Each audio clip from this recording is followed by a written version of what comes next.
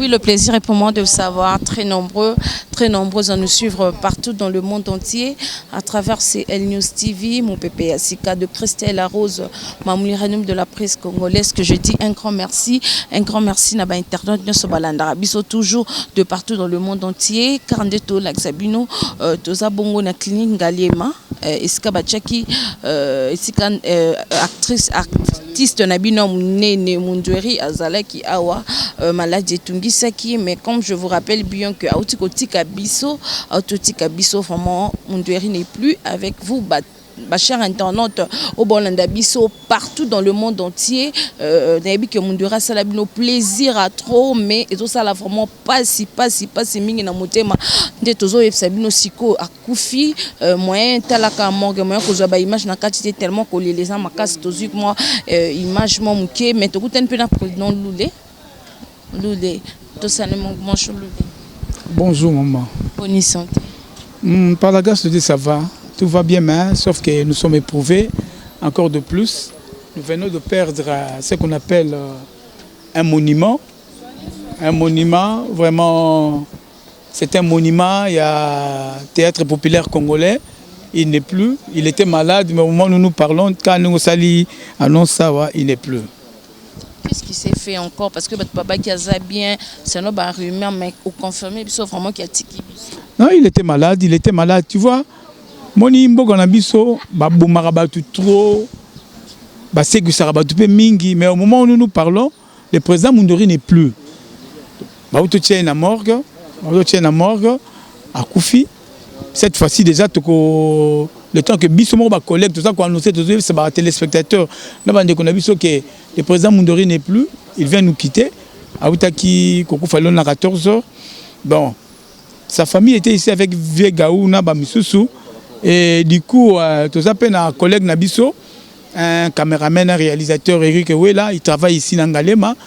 Donc le fait que Action Natank est passé à Kimbalamoko, il nous a appelé de partout pour informer ma collègue que le président Mundweri n'est plus. C'est pourquoi mon Ibiso, vite fait, il a quitté na Morkawa, il na Mork, na Tokuta Nabino. Vraiment, un grand merci pour Nabino d'abord. Présence Nabino, Boyo qui s'envoie malamoko qui sur le terrain pour Boya, pour bande qu'on a biso sous libanda, moi inquiétude des la teba que message ça boyi.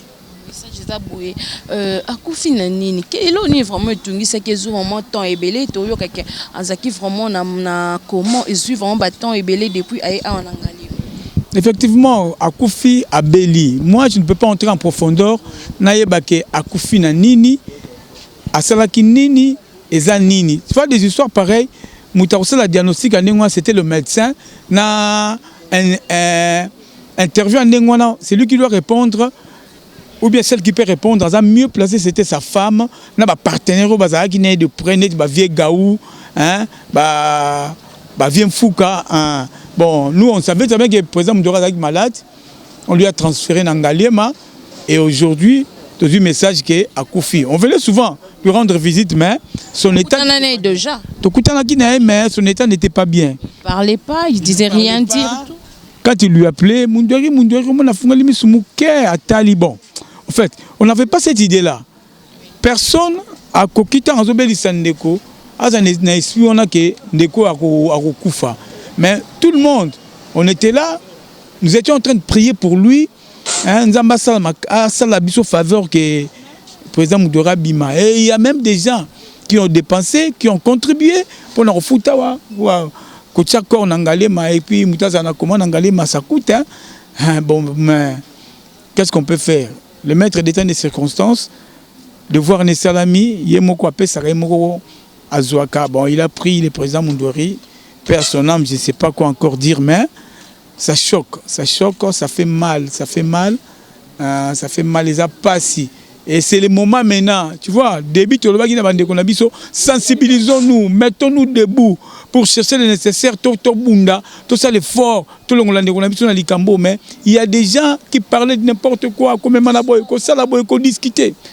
Ça ne produit absolument rien, Hein? Des histoires pareilles, et ridiculiser, minimiser tout. Bon, au moment où même si tu sois là, qui te dit aujourd'hui il n'est plus là, tout ça, ce qu'on dit. Il est parti. Et quel témoignage à Makassi? Parce que ça fait mal, mais témoignage aux gardés, aux salauds pas si. C'est quel témoignage que tu as de moi? Témoignage, il y a Mundweri, je peux dire que Mundweri c'est un acteur. Quand je regarde Mundweri, j'ai fait allusion à Ballet Mondial. Quand je regardais Ballet Mondial directement, je vois Mundweri en lui. Tu vois, chacun de nous avait au moins son style, mais pour lui au moins je voyais et Ballet Mondial, copie conforme, Mundweri était à l'intérieur. Et ça me fait mal. Tu vois que ça un film, un film Karasiko, tu vois ça film, la façon dont na régime et le kaka, tout ça c'est Sabidimbu. Nous aussi les acteurs réunis, tu vois ça le film village Miteba, pays Miteba. Il était parmi les responsables. Le film là parlait de projet Motosa qui parlait de Fati, hein, sa façon à Zokumba Melambo et tout consort. Il était là parmi bateau parmi Mikondi na kati ya film mango. Dommage que le film n'est pas sorti. Le montage était fin prêt dans 3-4 jours. On n'a même pas présenté le produit. Lui n'est pas là, il est parti. Et c'est un grand acteur. Pourquoi? Quand on regarde Lisboy, on parle Lisboy Fondation de Sobé et Lisboy de Mundweri. Tu vois, Mundweri c'est un pilier. Pilier, to bandi na yé na se, na antenne, to ken na yé ti lelo, troupe na yé, ils ont résisté, ils ont persévéré pour les gars en antenne. C'était grâce à lui. Donc c'est un acteur considérable parmi les acteurs oyo to yebi na kata mboka o baza acteur à valeur o ba sepeli sarabiso. Oui, merci beaucoup. On a une photo qui est dans la classe famille ba sangani pour jusque là, programme est en noté. La famille au moins, le président et Sobé étaient ici. Avec la famille, ils ont quitté l'hôpital pour aller à la maison. Jusque là, maintenant, ils sont en Njili. Tu repères ça, message, tu as Libanda.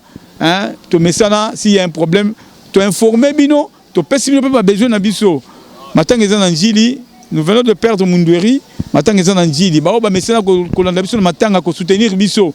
Le moment est là. Maintenant, ils sont en Njili. Donc, numéro Nabiso Boyebi, numéro association Boyebi, collègue Bazali, appelez-nous pour nous soutenir, pour force à Makassi. Tout ça, l'effort, tout kunda Mundweri, tout kunda président en bonne et due forme. Et donc, tout ça, vraiment que Makele les. Oh, beaucoup fait pétrole, beaucoup chaque mois, après 2 mois, acteur, faut couper. Après 2 mois, acteur, faut couper. Après 3 mois, après 5 mois. C'en est de. Mais au moment où nous parlons, ce ne sont pas les acteurs qui ont coupé. Si on a une morgue, au moins on a des comédiens, au moins on a des familles qui ont coupé. Au moins on a des gens qui